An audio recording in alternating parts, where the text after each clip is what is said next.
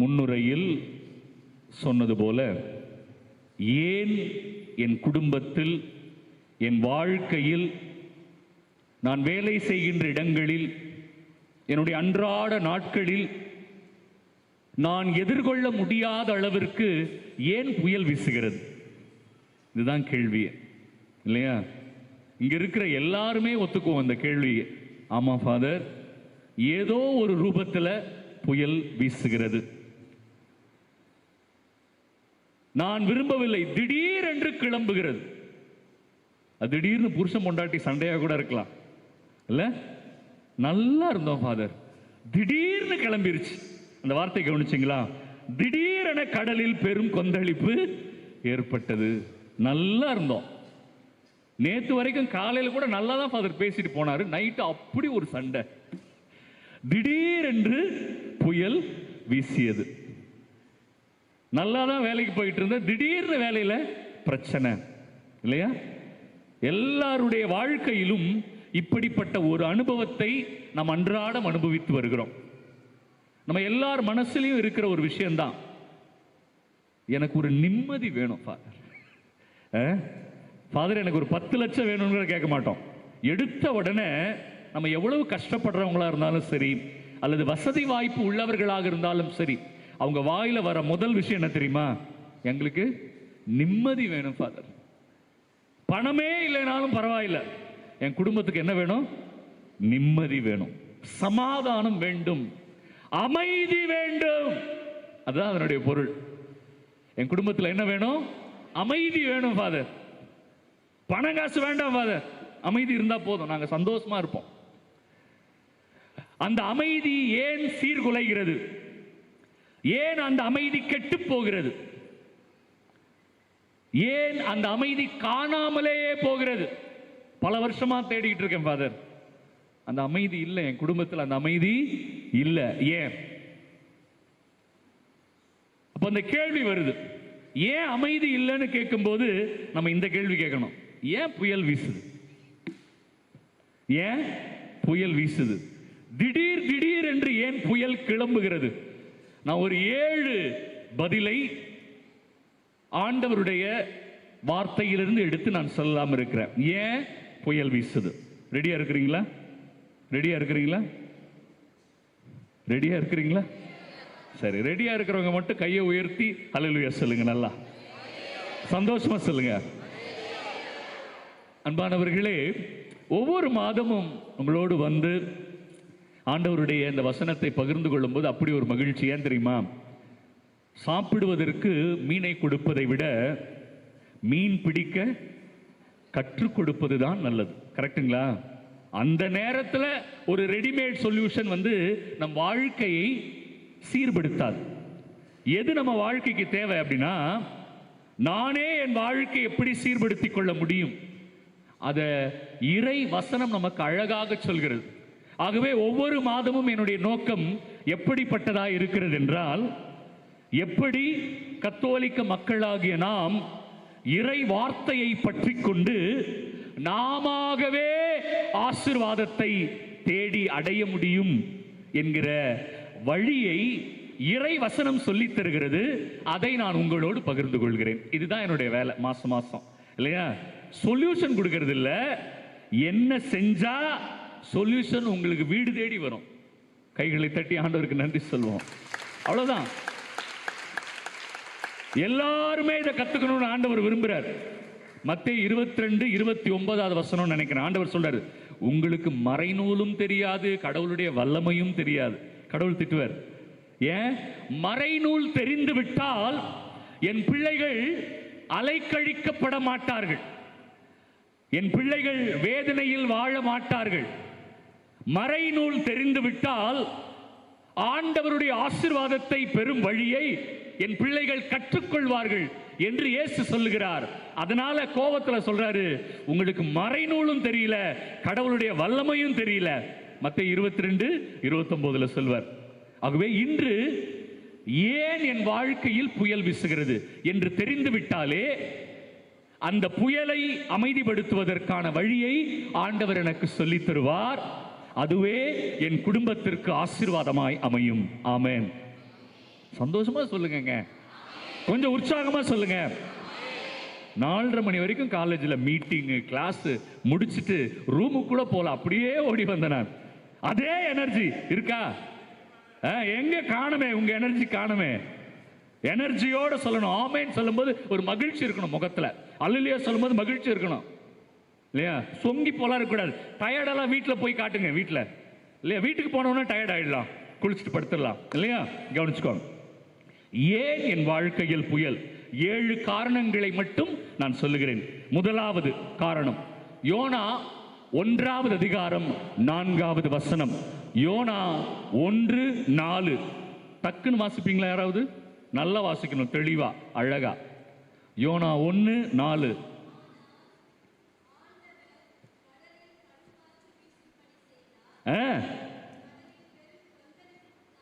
ஆண்டவர் கடலில் புயல் காற்று வீச செய்தார், அதனால் கடலில் கொந்தளிப்பு ஏற்பட்டது. பைபிள் என்ன போட்டிருக்கு தெரியுமா? ஆண்டவர் தான் புயல் வீச செஞ்சாராம். கவனிச்சிங்களா? ஆண்டவர் தான் புயல் வீச செய்தார். ஏன் ஃபாதர் ஆண்டவர் புயல் வீச செய்கிறாரு அப்படின்னு கேட்டா அதுல பதில் இருக்கு. யோனா ஆண்டவருடைய வார்த்தைக்கு கீழ்ப்படியாமல் அவரை விட்டு வெகு தூரம் ஓடிவிட வேண்டும் என்று ஒரு அறிவீனமான செயலை செய்கிறார். ஆண்டவர்கிட்ட இருந்து ஓடிட முடியுமா? ஏமா ஆண்டவர் கண் பார்வையிலிருந்து காணாம போயிட முடியுமா? பைபிள் சொல்லுது, நீ பாதாளத்தில் சென்று படுத்துக் கொண்டாலும் அவர் அங்கேயும் இருக்கிறார் இல்லையா? ஆண்டவர்கிட்ட இருந்து நீ ஓடிட முடியுமா? யோனாவுக்கு அது தெரியலையே. யோனா ஆண்டவருடைய வசனத்திற்கு கீழ்ப்படியாமல் ஆண்டவரை விட்டு விலகி ஓடியதால் புயல் வீசியது. கவனிச்சிங்களா? ஏன் ஃபாதர் என் வாழ்க்கையில புயல் வீசுதுன்னு கேட்டீங்கல்ல? நான் இப்ப 7 காரணம் சொல்ல போறேன். ஒரு சிலருக்கு ஒரு சில காரணம் பொருந்தும், ஒரு சிலருக்கு 7 காரணமும் பொருந்தும். அதனாலதான் கவனமா கவனிக்கணும். நான் சொல்லும் போது பக்கத்து வீட்டுக்காரன் வீட்டில் ஏன் புயல் வீசுது தெரியுமா, இந்த காரணம் தான் சொல்லக்கூடாது. என் வீட்டில் ஏன் புயல் வீசுதுன்னு நம்ம தேடி கண்டுபிடிக்கணும். ஒரு சிலருக்கு ஒரு சில காரணம் பொருந்தும், ஒரு சிலருக்கு 7 காரணமும் பொருந்தும். அதனால காதை கொஞ்சம் கவனமா வச்சுக்கிட்டு கேளுங்க. முதல் காரணம் என்ன சொல்லுது? அவ்வளவு அழகா இருக்கு. அவன் இறை வார்த்தைக்கு கீழ்ப்படியாமல் ஆண்டவரை விட்டு விலகி சென்றான், ஆகவே புயல் வீசியது. அவ்வளவுதான்.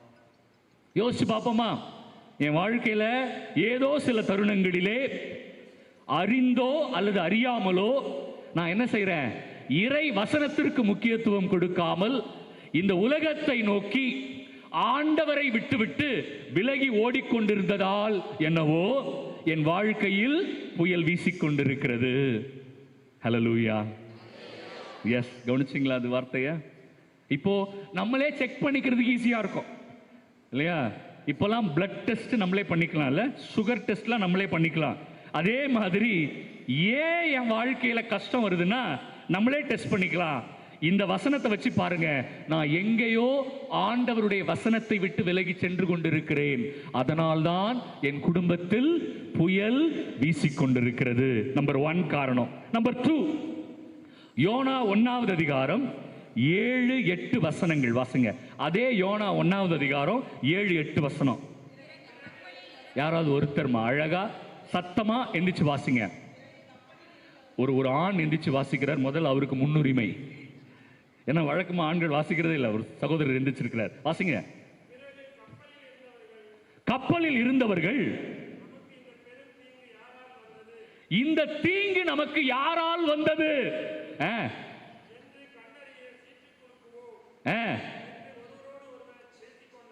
சரி, சீட்டு குலுக்கி போட்டார்கள்.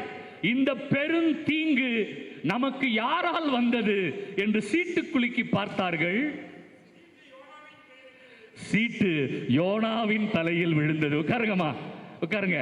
இப்ப கவனிங்களேன், அங்க கப்பல்ல மற்றவர்கள் எல்லாம் பயணம் செஞ்சுக்கிட்டு இருக்கிறாங்க இல்லையா? ஆண்டவர் யோனா கீழ்ப்படியாததால் புயல் வீச செய்தார். கரெக்டா? அங்க தவறு செய்யாத ஆண்டவருக்கு பிரியமான சிலரும் அந்த கப்பலில் செல்கிறார்கள். அவர்களுக்கும் தீங்காயிடுச்சு. இப்ப அவங்க கேட்கிறாங்க, நம்ம ஆண்டவருடைய பிள்ளைகளாச்சே, நம்ம எல்லாரும் இருக்கிறோம், நமக்கு ஏன் இந்த தீங்கு வந்தது அப்படின்னு பார்த்தா, நம்ம குடும்பத்துக்குள்ளே இருக்கிற யாரோ ஒருவருடைய கீழ்ப்படியாததால் இந்த தீங்கு குடும்பத்திற்கே வந்தது. பிரியமானவர்களே, யாரோ ஒருத்தர், யாரா வேணாலும் இருக்கலாம் இல்லையா, யாரோ ஒருவர் என் குடும்பத்திலே அதே போல கடவுளை விட்டு விலகி சென்று கொண்டிருக்கிறார். ஆகவே புயல் காற்று என் குடும்பத்தில் வீசுகிறது. என்னாலையும் இருக்கலாம், அடுத்தது என் கூடவே இருக்கிற இன்னொரு நபரால் இருக்கலாம், என் கூடவே இருக்கிற ஒரு ஃப்ரெண்டால இருக்கலாம் இல்லையா, என் குடும்பத்தில் இருக்கிற யாரோ ஒரு நபரால் இருக்கலாம். யாரோ ஒருவர் கடவுளுக்கு எதிரான காரியங்களை செய்வதால் அப்ப என்ன ஆகுது, பிறர் செய்கிற, நம் குடும்பத்திலே இருக்கிற பிறர் ஒருவர் செய்கிற தவறான செயல்கள் கூட நம் குடும்பத்தில் புயலாய் மாறுவதற்கு காரணமாயிருக்கிறது. போதுமா? என்னாலையும் வரலாம், என் குடும்பத்தில் இருக்கிற இன்னொரு நபரால். அதனால்தான் குடும்பம் கூடி ஜெபிக்கணும். அசுமதேயு என்கிற சாத்தான் அந்த குடும்பத்தை வாட்டி வதைத்த பொழுது ரஃபேல் தேவதூதர் என்ன தெரியுமா சொன்னாரு, குடும்பமாய் ஜெபிக்கணும், அப்பதான் அசுமதேயு குடும்பத்தை விட்டு ஓடுவான். இன்னைக்கு குடும்பமாய் ஜெபிக்கிற பழக்கம் இல்லைங்க. நான் ஒவ்வொரு முறையும் அடிச்சுக்கிறேன், கணவன் மனைவி பிள்ளைகள் குடும்பமாய் ஜெபிக்கணும். மனஸ்தாபம் இருந்தாலும் சரி, சண்டை போட்டாலும் சரி, கஷ்டம் இருந்தாலும் சரி, டைம் இல்லைன்னு பொய் சொன்னாலும் சரி, கணவன் மனைவி பிள்ளைகள் குடும்பமாய் ஜெபிக்கணும். ஏன்னா எல்லாரும் சேர்ந்துதான் அந்த படகை ஓட்டி ஆகணும்.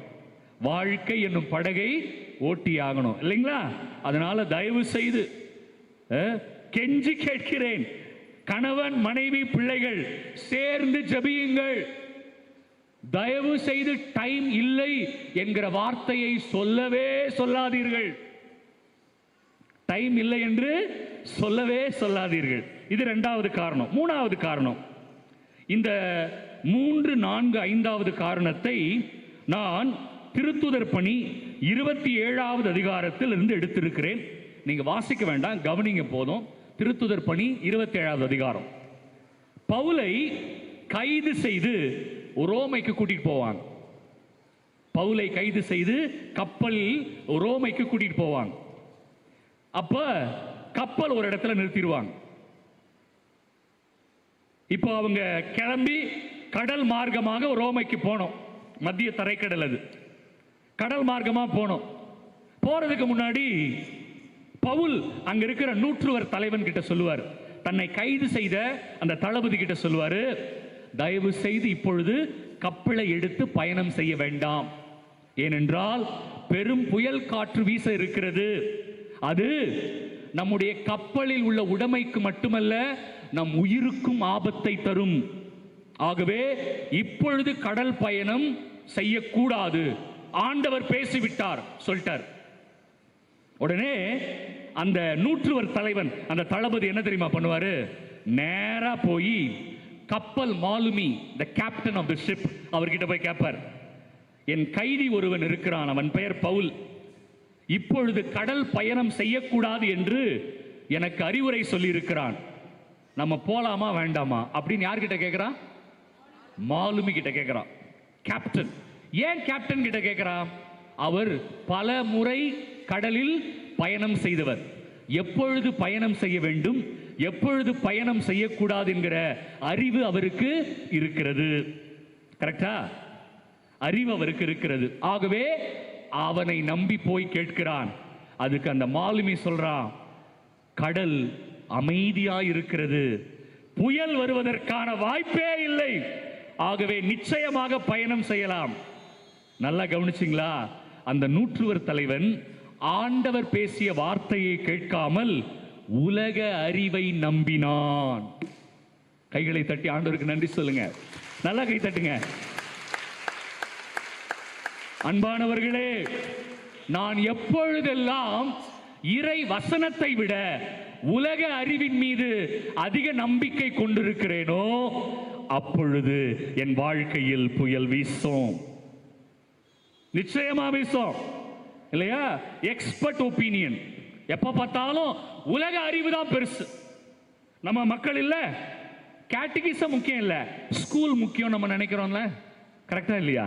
மறைக்கல்வி முக்கியம் இல்ல, எது முக்கியம்? ஸ்கூல் முக்கியம்.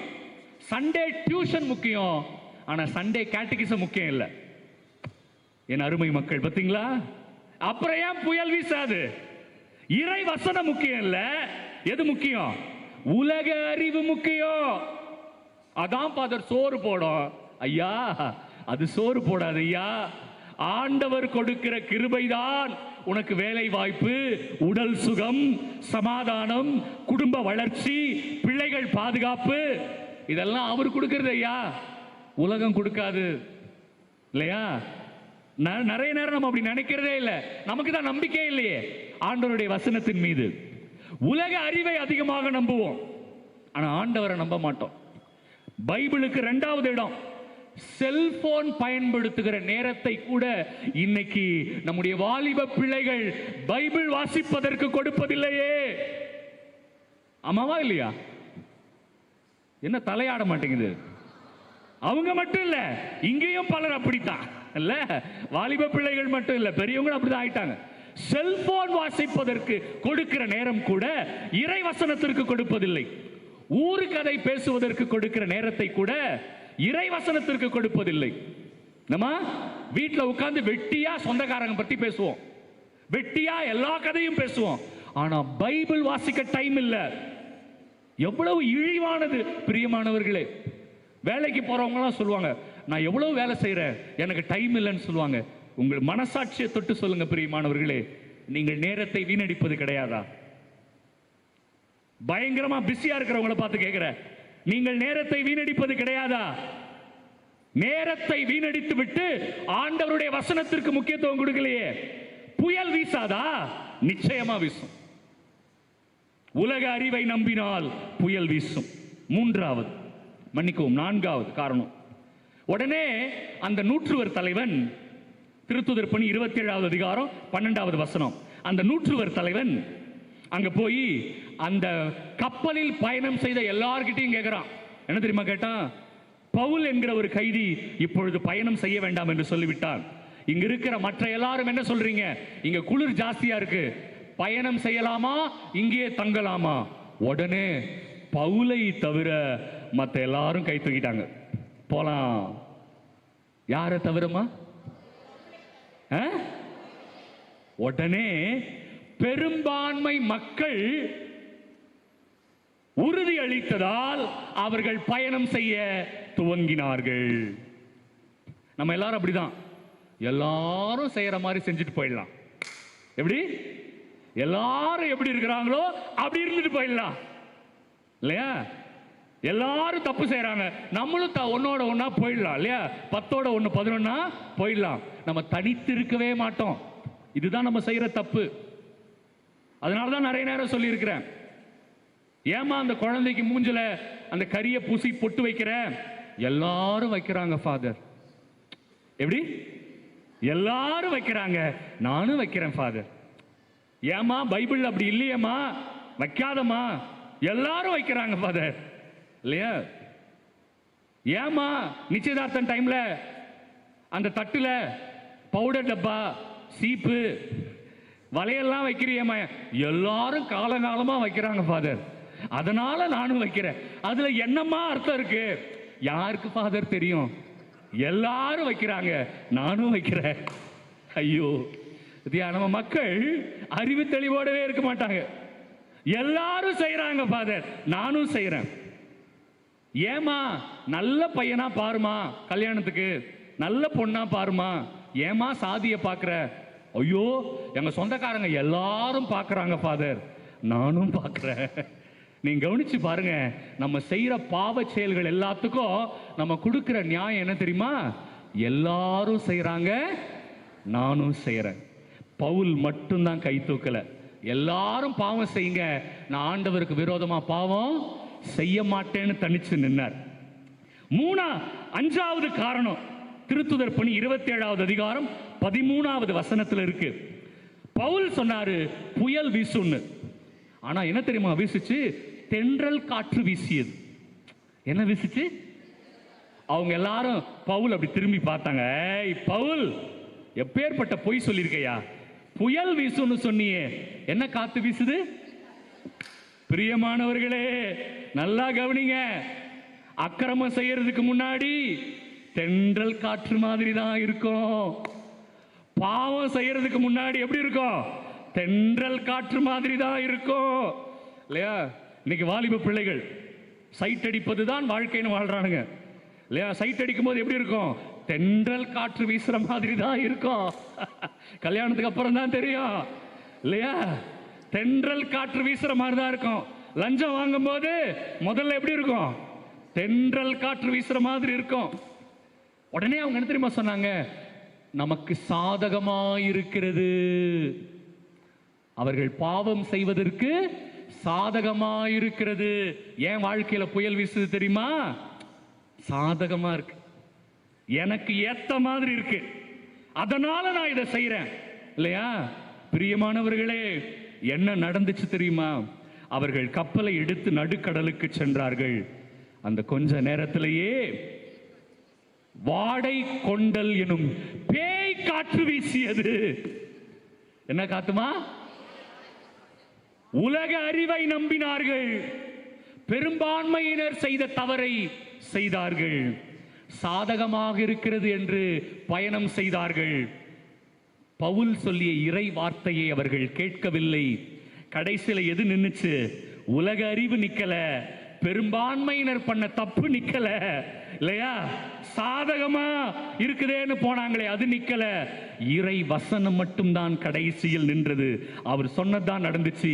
பெரும் காற்று, வாடை கொண்டல் என்னும் பேய் காற்று, யூரோக்ளைடன் என்கிற பேய் காற்று வீசியது.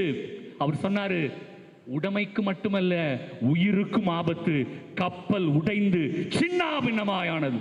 கைகளை தட்டி ஆண்டவருக்கு நன்றி சொல்லு.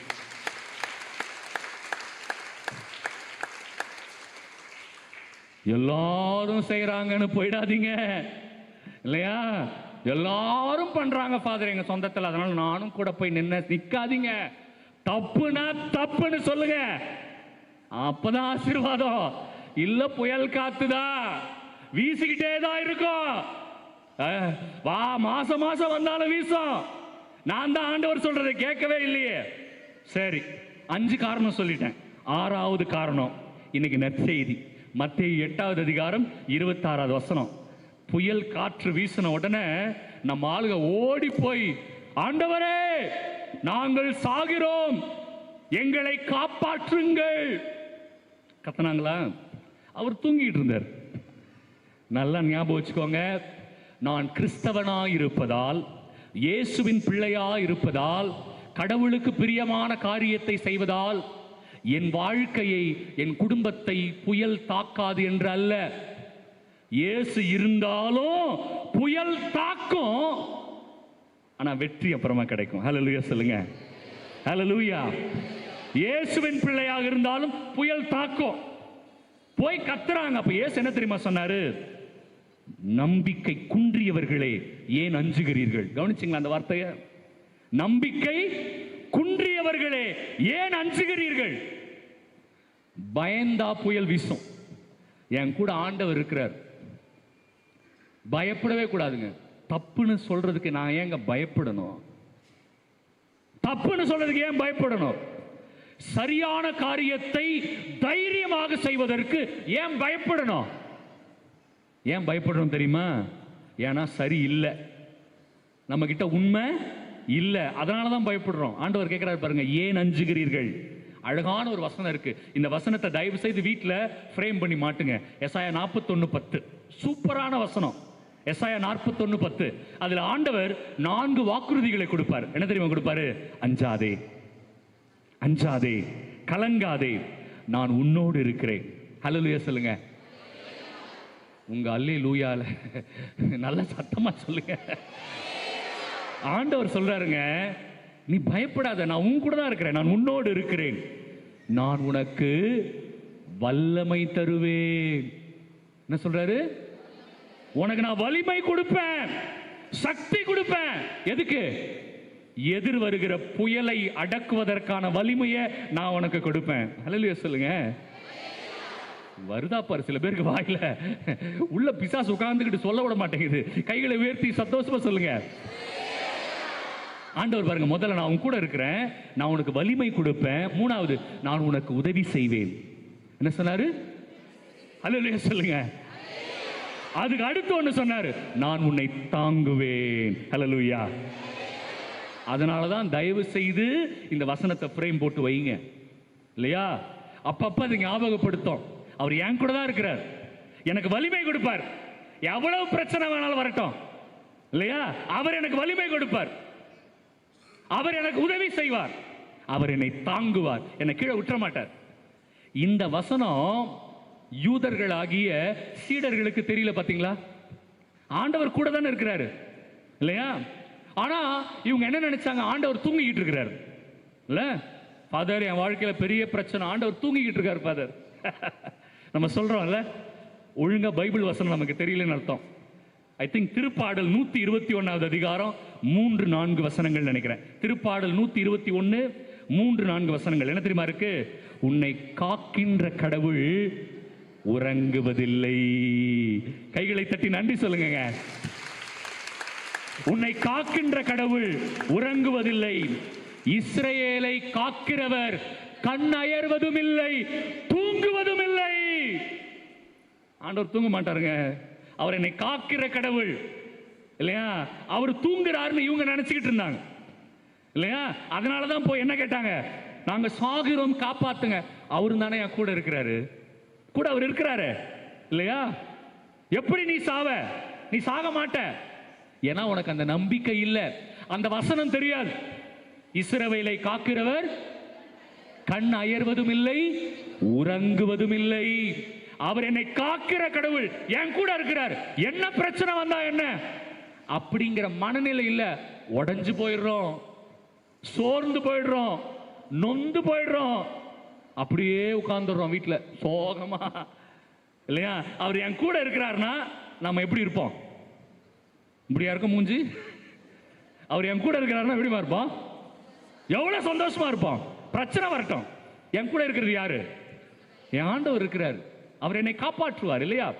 திருப்பாடல் 50வது அதிகாரம் 15வது வசனம், அற்புதமான வசனம். வாசிக்குமா, டக்குன்னு வாசிக்குமா. திருப்பாடல் 50:15. துன்ப வேளையில் என்னை கூப்பிடுங்கள், நான் உங்களை காத்திடுவேன். ஹல்லேலூயா சொல்லுங்க. ஹல்லேலூயா. துன்ப வேளையில் என்னை கூப்பிடுங்கள். தண்டல்காரனெல்லாம் கூப்பிடுற, நீ பக்கத்து வீட்டுக்காரனை கூப்பிடுற, அக்கா அண்ணா, முதல்ல ஆண்டவரை கூப்பிடு இல்லம்மா. துன்ப வேளையில் என்னை கூப்பிடுங்கள். பிரச்சனை வந்துருச்சா? கணவன் மனைவி பிள்ளைங்க உட்கார்ந்து அழுது கண்ணீரோடு உபவாசம் இருந்து ஜெபிக்கிறோமா? இல்லவே இல்லை. கஷ்டம் வரும்போது ஜெபிக்கிறதே கிடையாது இல்லையா? ஆண்டவர் தெளிவா சொல்றார், துன்பம் வரும்போது என்ன கூப்பிடு, நான் காப்பாத்துறேங்கிறாரு. அவரை விட்டுறோம், எல்லாரையும் கூப்பிடுறோம். ஃபாதர், அங்க ஒரு ரெட்ரீட் சென்டர்ல கூப்பிட்டாங்க ஃபாதர், அங்க போயிட்டோம். அங்க முதல்ல போவாத, முதல்ல ஜெபம் பண்ணு. எடுத்த உடனே தியான இல்லத்துக்கெல்லாம் ஓட வேண்டாம். முதல்ல எங்க என்ன பண்ணணும்? வீட்டுல முட்டி போட்டு ஜெபம் பண்ணுங்கம்மா. நான் இங்கிருந்து கேரளாவுக்கு போனேன், இங்கிருந்து அங்க போனேன், எங்கேயும் போவானா. புருஷன் பொண்டாட்டி பிள்ளைங்கெல்லாம் சேர்ந்து உட்கார்ந்து முட்டி போட்டு கண்ணீரோட உபவாசம் இருந்து ஜெபம் பண்ணுங்க இல்லையா? சும்மாலாம் தியான இல்லத்துக்கெல்லாம் நீங்க போக வேணாம். நான் நிறைய நேரம் சொல்றேன், நிறைய பேருக்கு இந்த நம்பிக்கையே இல்லை. உட்கார்ந்து ஜெபம் பண்ணுங்க, அழுங்க ஆண்டவர்கிட்ட, போராடுங்க ஆண்டவர்கிட்ட. அது ரொம்ப ரொம்ப முக்கியம். ஆண்டவர் அதை தான் கேட்கிறார். கடைசி 7வது காரணம், ஏன் என் வாழ்க்கையில் புயல் வீசுகிறது. யாக்கோபு 1வது அதிகாரம் 6வது வசனம். நீங்கள் என்னிடம் கேட்கும் பொழுது ஐயப்பாடின்றி கேட்க வேண்டும். எப்படி சொல்றாரு? நீங்கள் என்னிடம் கேட்கும் பொழுது ஐயப்பாடின்றி, சந்தேகம் இல்லாம கேட்கணும். சந்தேகத்தோடு கேட்பவர்கள் புயல் காற்றினால் அலைக்கழிக்கப்படுபவர்களைப் போல இருப்பார்கள். ஹல்லேலூயா. எப்ப புயல் காத்து வீசுமா? சந்தேகம் இருக்கும்போது புயல் காத்து வீசும். நான் 2 வருஷமா இந்த கோயிலுக்கு வரேன், ஒண்ணுமே நடக்கல. சந்தேகம் இருக்கிற இடத்துல ஆண்டவர் ஒன்றும் செய்ய மாட்டார். அதே வசனம் 7வது வசனத்தில் போட்டிருக்கு, சந்தேகத்தோடு ஜெபிப்பவருக்கு ஆண்டவர் எதையும் செய்ய மாட்டார். அப்படியே போட்டிருக்கு பைபிள்ல. அதனால ஆண்டவர்கிட்ட வரும்போது எப்படி வரணும்? ஐயப்பாடின்றி வரணும். எங்க சந்தேகம் இருக்கோ அங்க புயல் வீசும். போறோம், நடக்குமா? ஏதாவது அந்தோனியார் கோயிலுக்கு போயிருக்கிறோம், ஏதாவது நடக்குமா தெரியலையே, சந்தேகத்தோடய வர. ஐயப்பாடின்றி வரணும் ஆண்டவர்கிட்ட, இல்லையா? 7 காரணம் சொல்லியிருக்கிறேன், டக்குன்னு சொல்றேன், மனசுல பதிய வச்சுக்கோங்க. நம்பர் 1, கீழ்ப்படியல. நம்பர் 2, வேற யாராவது ஒருத்தராலையும் புயல் வீசும். நம்பர் 3, உலக அறிவை நம்பினால் புயல் வீசும். நம்பர் 4, எல்லாரும் செய்யறாங்கன்னு செய்யக்கூடாது, அப்பவும் புயல் வீசும். நம்பர் 5, சாதகமா இருக்கு பாவம் செய்யறதுக்கு, அதனால நான் செஞ்சுட்டேன், புயல் வீசும். 6வது, அச்சம், பயம், இல்லையா? பயந்தே வாழ்றோம். ஐயோ அடுத்த மாசம் எப்படி ஓட போதோ, ஐயோ அதுக்கு அடுத்த மாசம் இந்த பிரச்சனை வருது, எப்படி, பயம். பிரியமானவர்களே, பயப்பட வேணாம். என் கூட யார் இருக்கிறா? ஆண்டவர் இருக்கிறார், இல்லையா? அவர் எனக்கு வலிமை அளிப்பார், உதவி செய்வார், என்னை தாங்கிக் கொள்வார், இல்லையா? இந்த வசனம் நம்மளை திடப்படுத்தணும். அதுக்கு அடுத்தது ரொம்ப ரொம்ப முக்கியமானது, சந்தேகம் இல்லாம ஜெபிக்கணும். இந்த 7 காரணத்தினால் நம் வாழ்க்கையில் என்ன வீசுகிறது? ஓகே, இப்போ கேள்வி, இந்த புயலை எப்படி அடக்குவது? ஃபாதர், இந்த புயலை எப்படி அடக்குவது? ஆராதனையில பதில் சொல்றேன். அற்புதமான ஒரு 4 பதிலை ஆண்டவர் இன்னைக்கு கொடுக்க போறார். 4 பதில். எல்லாருமே செய்யலாம். இதை ஒரு வாட்டி கை தட்டுங்களேன். எல்லாருமே செய்யலாம். ஆண்டவர் தன் பிள்ளைகள் வாழ்க்கையில் வெற்றி பெறணும், அவங்க நல்லா இருக்கணும். எந்த அப்பாக்குங்க தன் பிள்ளை தோத்து போறது பிடிக்கும்? எந்த அப்பாவுக்கு தன் பிள்ளை அழுவுறது பிடிக்கும்? எந்த அப்பாவுக்கு தன் பிள்ளை நாசமா போறது பிடிக்கும்? ஆண்டவர் சொல்றாரு, பொல்லாதவர்களாகி நீங்களே உங்கள் பிள்ளைகளுக்கு நல்லதை செய்கிறீர்களே. என்ன வார்த்தை பார்த்தீங்களா? யாரு? பொல்லாதவர்களாகிய நீங்களே உங்கள் பிள்ளைகளுக்கு நல்லதை செய்யும் பொழுது நான் உங்களுக்கு நன்மையை செய்யாமல் இருப்பேனோ? பிரியமானவர்களே, ஆண்டவர் இன்னைக்கு 4 பதில் கொடுக்க போறார். மகனே, மகளே, இந்த 4 காரியத்தை செய்தால் நான் உன் குடும்பத்தை ஆசீர்வதிப்பேன். நீ இப்பொழுது எதிர்கொண்டிருக்கிற புயல் அமைதியாக மாறும். உன் குடும்பத்தை சீரழித்துக் கொண்டிருக்கிற எல்லா புயல்களும் காணாமல் போகும். ஆண்டவர் புயலை பூந்தென்றலாக மாற்றுகிறாராம். புயலை என்னவா மாற்றுறாராம்? என்னது? அங்க தென்றல் புயலா மாறுச்சு. ஆண்டவர் சொல்றாரு, நீ என்கிட்ட வந்துட்டேனா மகனே, மகளே, புயலை நான் என்னவா மாத்துவேன்? வசனம் அப்படியே இருக்கு. அந்த வசனத்தை நான் ஆராதனையில் உங்களுக்கு சொல்லிக் கொடுக்கிறேன். தயவு செய்து நான் சொல்லுகிற வசனங்களை எழுதியோ மனதில் பதிய வைத்து அல்லது வீடியோ பார்த்து அதை ஞாபகமா வச்சு அதை சொல்லி சொல்லி ஜெபம் பண்ணுங்க. அப்பதான் நம்ம வாழ்க்கையில மிகப்பெரிய ஆசீர்வாதத்தை நாம் காண முடியும். ஆமென்.